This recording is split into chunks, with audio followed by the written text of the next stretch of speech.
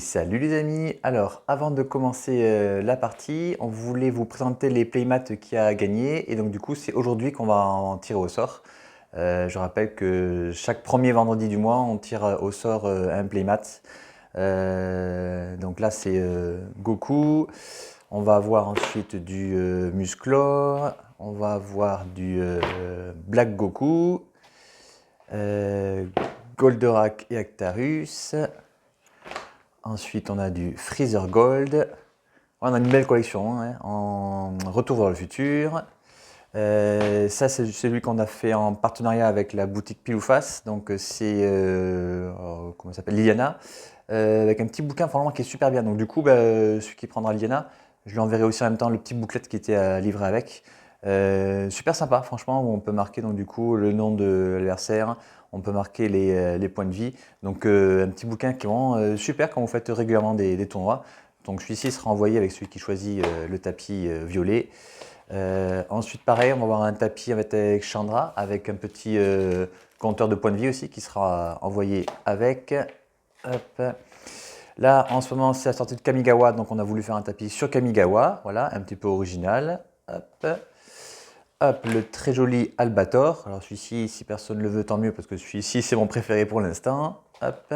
Et vu qu'il y a Batman qui est sorti au ciné mercredi, et bien voilà, on se devait de faire un petit playmat sur Batman. Donc ce mois-ci, comme d'habitude, je vais sur le site de tirage au sort, je mets 2 fois le nom des membres pro pour qu'ils aient 2 fois plus de chances de gagner. Et c'est Sébastien Bonne qui gagne, oh, un de mes tout premiers abonnés, donc c'est sympa que ce soit lui qui gagne. Donc comme d'hab, tu veux me voir par Messenger pour que je t'envoie le playmat. On rappelle du coup le tournoi qui va y avoir lieu lundi. Donc on va vous afficher les pairings sur la chaîne. Donc voilà, ça nous donne en premier match, on va voir Judith contre Tevesh Nadier. Ouais, c'est Max qui a voulu changer du coup, il avait testé avec Chrome et il s'est rendu compte que de le laisser en mode noir c'était amplement suffisant, donc il a mis juste un autre partenaire noir. Mais je vous dis que principalement c'est pour jouer Tevesh. En second match, on aura Minsk et Karizev.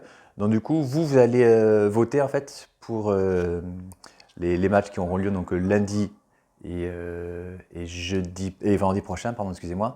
Donc lundi, on aura donc le match entre Judith et Tevesh et vendredi prochain, ce sera le match entre Minsk et Karizev. Donc je vous rappelle que vous devez voter donc soit 1-0, soit 2-0, soit 2-1. Et donc du coup, vous avez marqué non seulement des points en fait pour la victoire, mais aussi des points pour le résultat exact. Donc vous marquez 2 points si vous trouvez le score exact et 1 point supplémentaire si vous trouvez donc le résultat. Donc ça, ce sera les 2 matchs pour lesquels vous devez voter. Vous devez voter en votant dans les commentaires, en marquant donc celui qui est gagné et avec quel résultat. Attention, tout commentaire modifié ne pourra pas être pris en compte. Donc vous avez bien sûr jusqu'à dimanche soir minuit pour voter pour le match de lundi et pour le match de vendredi prochain.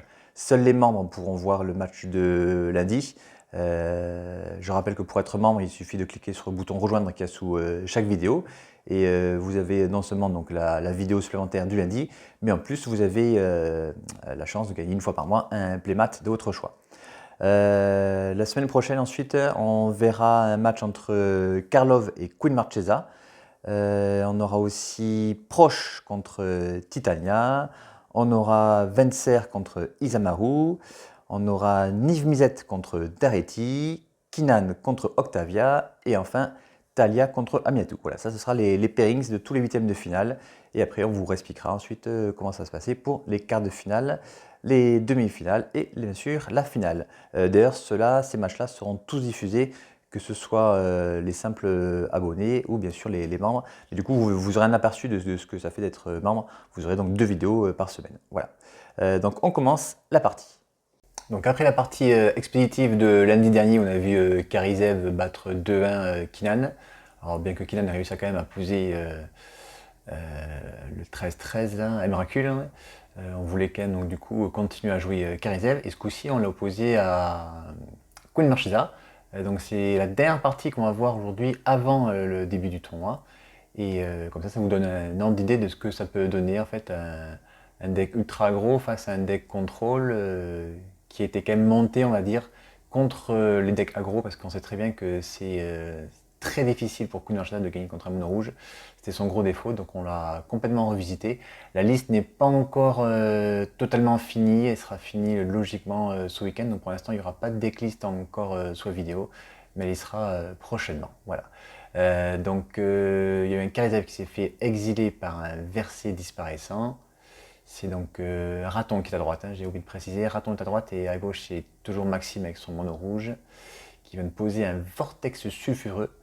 Donc parfait contre Raton qui a beaucoup de cartes pour gagner des points de vie. Ça va le stopper. Ah ben non, ça va pas le stopper parce qu'il a pioché, enfin il avait déjà en main un Conseil Jugement. Il vote donc du coup pour le Vortex sulfureux. Il s'en sort super bien. Après le fait d'avoir commencé face à Mono Rouge, ça lui donne un certain avantage aussi. Allez boum, Wall Lightning. 6 points d'un coup. Il est déjà à 11, il est déjà à 10 avec un fetch.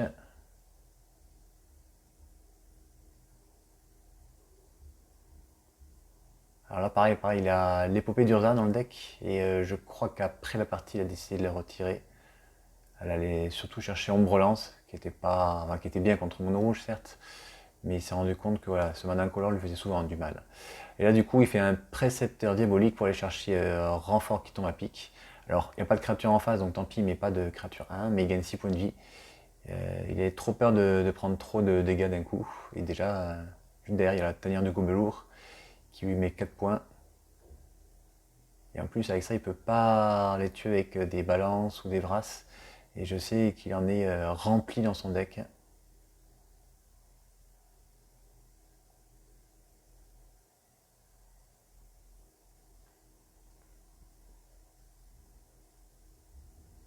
Allez, il va lancer Gideon. Il fait le 0. Il crée une créature 2-2.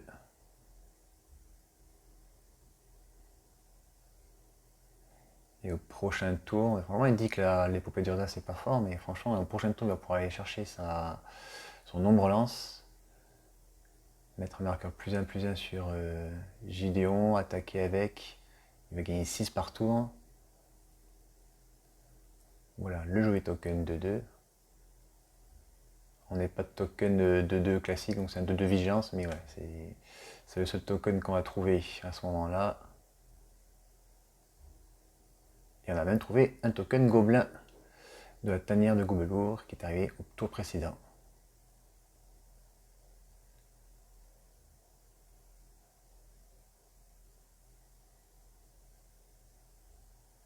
Allez, Max joue une ruine de Ramunap. Ça permettra de l'achever en fin de partie.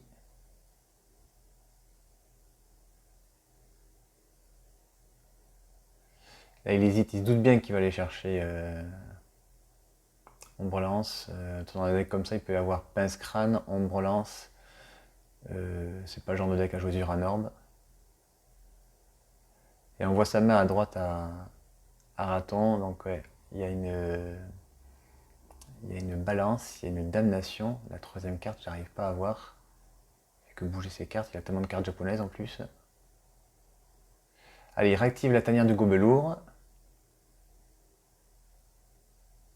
Alors qu'est-ce qu'il attaque? Il attaque Gideon ou il attaque le joueur?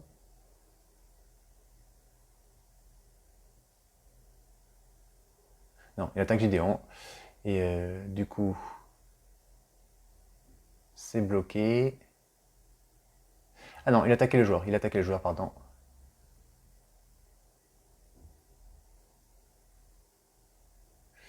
Et derrière, il met 3 sur... Ah voilà, c'est vrai. Il voulait vraiment l'achever avant qu'il puisse faire quoi que ce soit. Mais ça va être trop tard. Il a beaucoup de blast en main encore, mais je pense que ça va être trop tard. Parce que du coup, il pioche. Et il y a l'épopée d'Urza qui va aller chercher une carte. Et voilà, c'est Ombre Lance. Il craignait, mais il se dit que s'il avait tué le Gideon, il fallait vraiment qu'il tue, il voulait vraiment tout mettre dans la tête. C'était un pari risqué, et du coup, je pense qu'il a perdu le pari là. On ne peut pas prévoir non plus que le gars il a Ombre Lance dans le deck.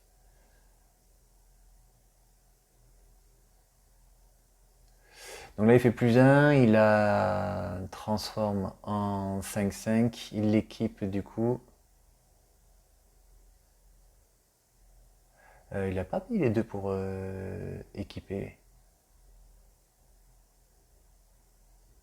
Ah si, si, j'ai rien dit. Il avait pris un manar avec l'épopée d'Urza. Et juste après, il joue balance. Il aurait dû jouer balance avant, parce que avant, en fait, le Gideon n'était pas une créature. Bon, c'est pas grave, de toute façon, là, la partie, je pense qu'elle est pliée. Il va gagner 6 par tour. Gideon, dès qu'il s'active, il est indestructible. Ah oui, il avait quand même pas mal de blast. Il y avait 8 blasts en main, enfin, il y avait 8 dégâts en main de blast. Mais ça suffit pas, il le fait tomber à 5. Et puis derrière, de toute façon, il va gagner 6 points de vue par tour. Allez, on passe rapidement à la 2. Et une 2 vraiment qui se profile bien du côté de Max avec un guide gobelin. Ouf, et en plus il fait venir une fonderie sacrée en payant 2 points de vie, raton. Il va avoir une dîme de mana ou une foudre sûrement.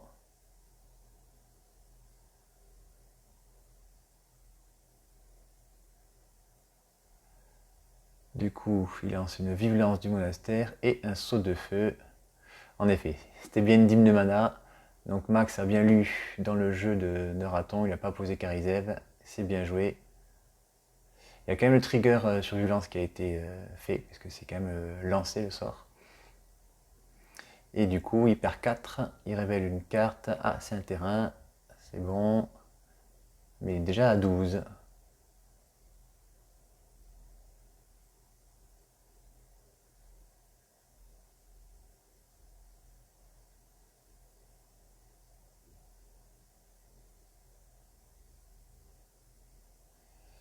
Ah, il hésite parce qu'il a beaucoup de terrain qui arrive soit engagé, soit lui font perdre des points de vie.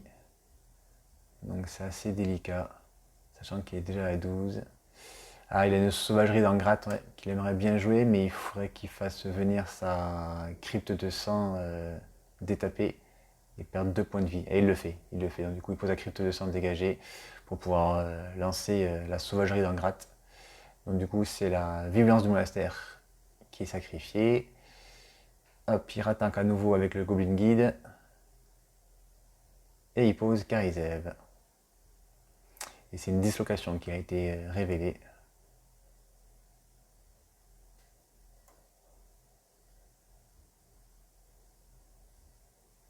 C'est très fort comme carte, mais face à un mono rouge, forcément, on n'a pas spécialement envie de payer des points de vie pour lancer des anti-créatures. Et c'est vrai que là, depuis le début, il s'est fait très mal entre les terrains et les cartes qu'il veut jouer en main. Allez, fin de tour, il fetch.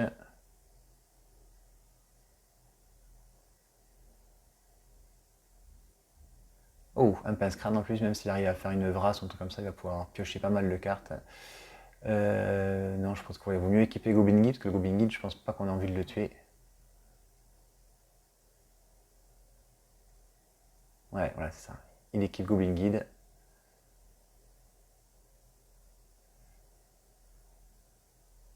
Et il déclare une phase d'attaque.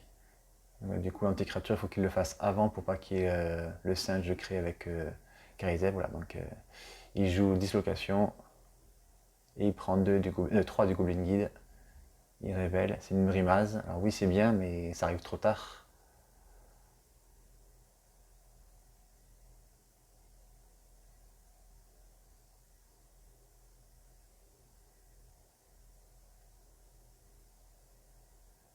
Allez, il pose une forge de campagne. Il lance brimase.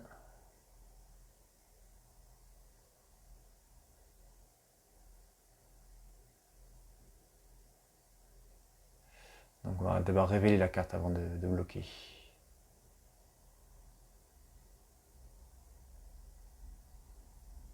Donc il pioche 2, pardon, d'avoir perdu le Goblin Guide. Ils ont oublié de révéler la carte qui est sur le dessus. Il repose Karizev. Ouais, il oublie, voilà. Hop. Ah ben, c'est une précision, c'est pas un terrain. C'est une très bonne carte, il peut aller chercher Vague de Parallaxe ou sa combo. mais ce sera trop tard. Ce sera trop tard, il a 5 points de vie. Il a encore des cartes en main max et puis il va en repiocher de toute façon avec le pince-crâne. Allez, il pose Elspeth. Il refait ses 2 blancs à chaque fois avec la lande fétide.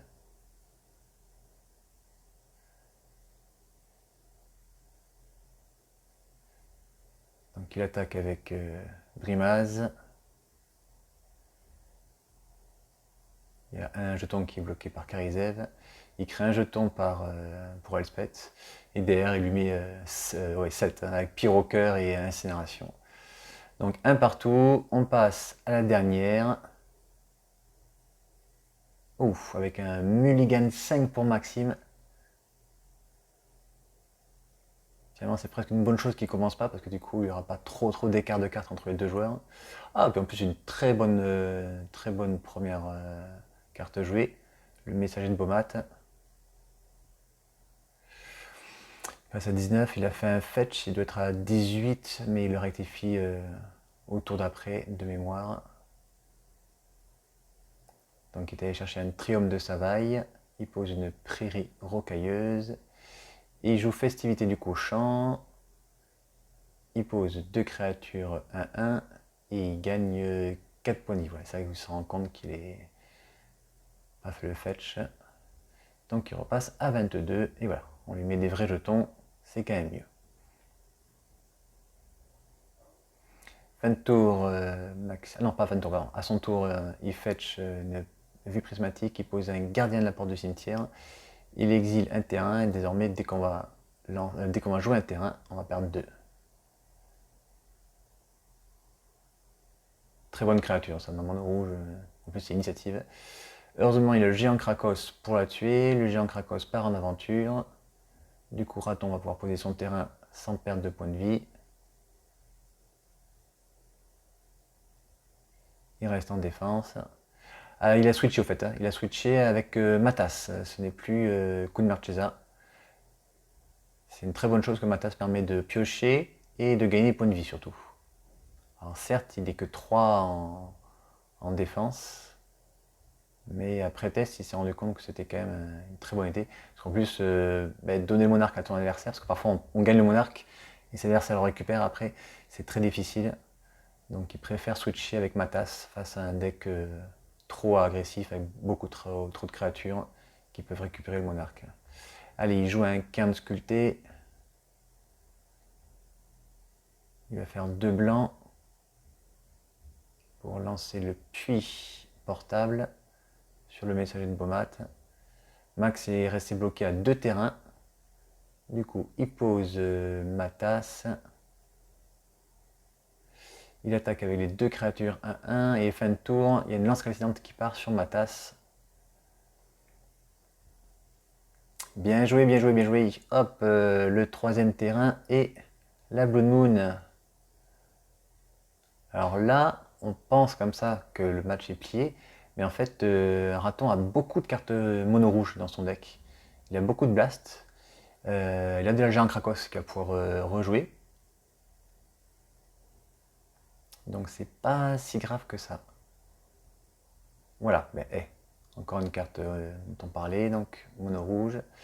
Il fait Chandra, il fait le +1 pour ajouter 2 mana rouges. Il attaque avec les 2 créatures et avec 2 mana rouges, il a pu poser le géant Krakos.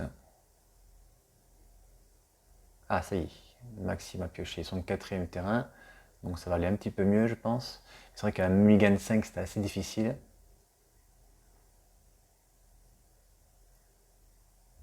Allez, il pose Karizev et la canaliseuse de la rage du dragon, qui est pour l'instant que 1-1.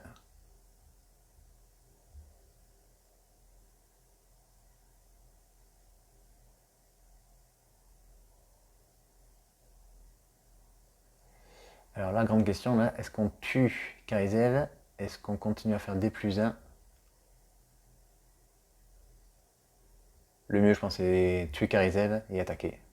En gardant juste un numéro en défense pour protéger le Chandra. Voilà. Il fait le -3, c'est bien ça. Elle passe à 2. Je pense qu'il va attaquer au moins avec une créature humaine et bien sûr le géant. Ouh, avec 2 humains. Et derrière, s'il y a une créature célérité, il perd Chandra.